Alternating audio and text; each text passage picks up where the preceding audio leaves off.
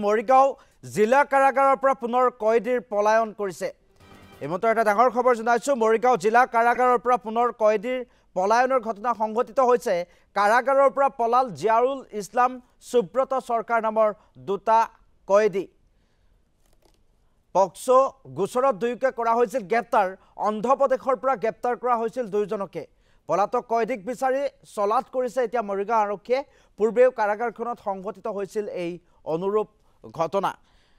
আমি পুনৰবাৰ আপোনালোকক জনাইছোঁ যে যেহেতু মৰিগাঁও কাৰাগাৰত সংঘটিত হৈছে এই ঘটনা, আজব ঘটনা সংঘটিত হৈছে। এবাৰ কাৰাগাৰৰ পৰা পলায়ন কৰিছে দুটাকৈ কয়দীয়ে, আৰু পলায়ন কৰা কয়দী দুটা হৈছে জিয়াউল ইছলাম আৰু সুব্ৰত সৰকাৰ। পস্কো গোচৰকে ধৰি গোচৰত দুয়োকে কৰা হৈছিল গ্ৰেপ্তাৰ। অন্ধ্ৰপ্ৰদেশৰ পৰা গ্ৰেপ্তাৰ কৰা হৈছিল দুয়োকে। পলাতক কয়দীক বিচাৰি এতিয়া চলাত কৰিছে মৰিগাঁও আৰক্ষীয়ে। আৰু এই মুহূৰ্তত আমি সবিশেষ জানিবলৈ ফোনযোগে সংযুক্ত হৈছোঁ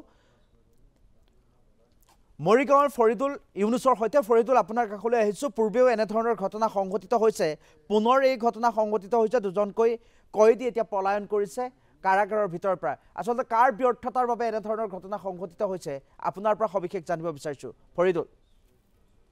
আমি উল্লেখ কৰিছোঁ, আপুনি উল্লেখ কৰি আছে যে পূৰ্বে আজিৰ পৰা যদি 11 নৱেম্বৰৰ নিশা 5জনকৈ কয়দী পলায়ন কৰিছিল এই যিখন মৰিগাঁও জিলা কাৰাগাৰ বা আজি পুনৰ এইখন জিলা কাৰাগাৰৰ পৰা আকৌ দুজন কয়দী পলায়ন কৰিবৰ কাৰণে সক্ষম হৈছে বুলি ক'ব লাগিব। এয়া কয়দীৰ বাবে সফলভাৱে তেওঁলোকে পৰিকল্পনা কৰিব পাৰিছিল। কিন্তু দেখি আৰু ঠেকি নিশিকাৰ যদি এখন জিলা কাৰাগাৰৰ অধীক্ষকজন বা জিলা কাৰাগাৰৰ কৰ্তৃপক্ষ বুলি ক'ব লগা হয়, তেতিয়াহ'লে মৰিগাঁও যি জিলা কাৰাগাৰৰ কৰ্তৃপক্ষসকলে দেখি আৰু ঠেকি নিশিকা এখন জিলা কাৰাগাৰৰ কৰ্তৃপক্ষ, যাৰ বাবে এনেধৰণৰ বাৰে বাৰে কয়দী পলায়ন কৰিব লগা হৈছে। যিটো পক্সো গোচৰত তেওঁলোক কাৰাবন্দী হৈ আছিল, সেই কাৰাবন্দী হৈ থকা দুজনকৈ কয়দী পলায়ন কৰিছে। আৰু অতিকৈ তাৎপৰ্যপূৰ্ণ কথাটো হ'ল যে জিয়াউল ইছলাম ইয়াৰ পূৰ্বেও পলায়ন কৰিছিল।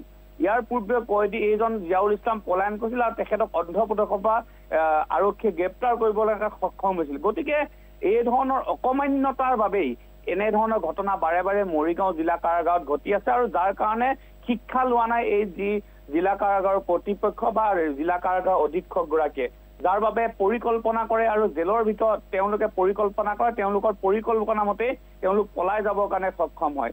আৰু এই মুহূৰ্তত মৰিগাঁও যি জ্যেষ্ঠ আৰক্ষী অধীক্ষক হেমন্ত কুমাৰ দাস, তেখেতে এই মুহূৰ্তত তেখেতৰ নেতৃত্বত অভিযান আৰম্ভ কৰিছে, যাতে কয়দীসকলক ধৰিব পাৰে বা কেনেধৰণে পৰিকল্পনা কৰিছে।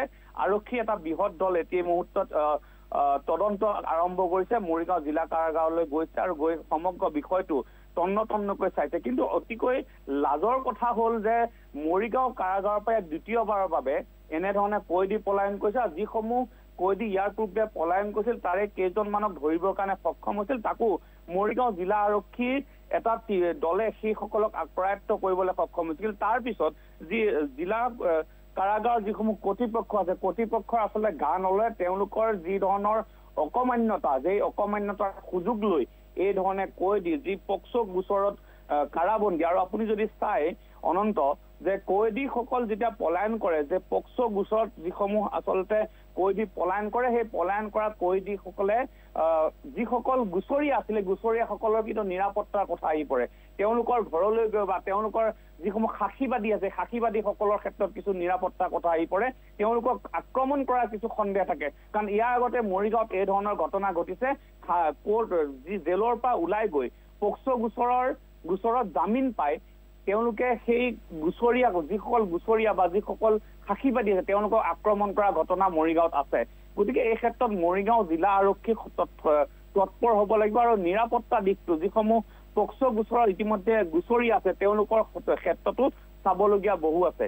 আৰু পুনৰ ক'ম যে মৰিগাঁও জিলা যি কাৰাগাৰ আছে, জিলা যি জেল আছে, সেই জেলৰ কৰ্তৃপক্ষৰ একমাত্ৰ গাফিলতিৰ বাবে, জেলৰ কৰ্তৃপক্ষৰ একমাত্ৰ অকমান্যতাৰ বাবে এই ঘটনা বাৰে বাৰে মৰিগাঁৱত ঘটি আছে। আজি দুজন পলাইছে, আৰু আপুনি যদি চাই আগতেও লুঙি বা যি তাত কম্বল দিয়া হয়, নিশা গাত ল'বলৈ যি কম্বলে, সেইসমূহ ৰছী বনায়, সেইসমূহ এডাল দীঘল ৰছী বনায়, ফিটা বনায়, সেই ৰছীৰে যি ৱাল, সেই ৱালসমূহ পাৰ হৈ গুচি যায় আৰু মৰিগাঁও জিলা কাৰাগাৰৰ যিসমূহ কৰ্তৃপক্ষ আছে তেওঁলোকে আচলতে নিৰ্যাত থাকে আৰু এই ধৰণে ঘটনা বাৰে বাৰে ঘটিলে আচলতে এয়া জেল কৰ্তৃপক্ষৰ বাবে অতিকৈ লজ্জাজনক কথা আৰু জেল কৰ্তৃপক্ষে কোনো ধৰণৰ যে তেওঁলোকৰ নিৰাপত্তা ব্যৱস্থা নাই নিৰাপত্তাত যে সুৰুঙা আছে এই কথা আজিৰ তাৰিখত জল পটপটকে ওলাই পৰিছে আৰু মৰিগাঁও যিখন জিলা কাৰাগাৰ এই জিলা কাৰাগাৰখন ইতিমধ্যে যিহেতু দুবাৰকৈ এই ঘটনা ঘটিছে গতিকে আগন্তুক সময়ত কেনেধৰণৰ ব্যৱস্থা হ'ব কি ব্যৱস্থা ল'ব এই কথা আচলতে পৰৱৰ্তী সময়ত দেখা যাব আৰু এই মুহূৰ্তত মই পুনৰ কৈছো যে মৰিগাঁও এটা বৃহৎ দলে পুনৰ অভিযান চলাইছে কাৰণ যিজন জিয়াউল ইছলাম ইতিমধ্যে এবাৰ জেলৰ পৰা পলায়ন কৰিছিল তেওঁক পুনৰ আৰক্ষীয়ে কৰায়ত্ব কৰি আৰক্ষীয়ে গ্ৰেপ্তাৰ কৰি পুনৰ জেলত তেওঁক নিক্ষেপ কৰা হৈছিল আকৌ যিহেতু গুচি গ'ল জিয়াউলক বিচাৰি পাবনে নাই জিয়াউলে কেনেধৰণৰ পৰিকল্পনা কৰিছিল কাৰণ জিয়াউল যিহেতু এবাৰ পলায়ন কৰিছিল জেলৰ পৰা তেওঁ ক্ষেত্ৰত কিন্তু তীক্ষ্ণ নজৰ ৰখাৰ প্ৰয়োজন আছিল মৰিগাঁও জিলা কাৰাগাৰ অথবা জিয়াউলক এটা কাম কৰিব পাৰিলেহেঁতেন জিয়াউলক মৰিগাঁও কাৰাগাৰৰ পৰা অন্য এখন কাৰাগাৰলৈ তেওঁক আচলতে লৈ যাব পাৰিলে বা সেই কাৰাগাৰত থব পাৰিলেহেঁতেন কিন্তু তাকে নকৰি পুনৰ জিয়াউলক যিহেতু হয় এই মুহূৰ্তত আপোনাক ধন্যবাদ জ্ঞাপন কৰিছোঁ ফৰিদুত আৰু সবিশেষ জনোৱাৰ বাবে এনেদৰে এতিয়া দেখিবলৈ পোৱা গৈছে দেখি নিশিকা এই মৰিগাঁও আৰক্ষীয়ে দেখি আৰু ঠেকি নিশিকা মৰিগাঁও আৰক্ষীয়ে কেতিয়া আচলতে শিক্ষা ল'ব আৰু কাৰাগাৰখনৰ সুৰক্ষা কেতিয়া সুনিশ্চিত কৰিব তাক লৈ এতিয়া যথেষ্ট প্ৰশ্নৰ উত্থাপন হৈছে ধন্যবাদ জ্ঞাপন কৰিছোঁ ফৰিদুত।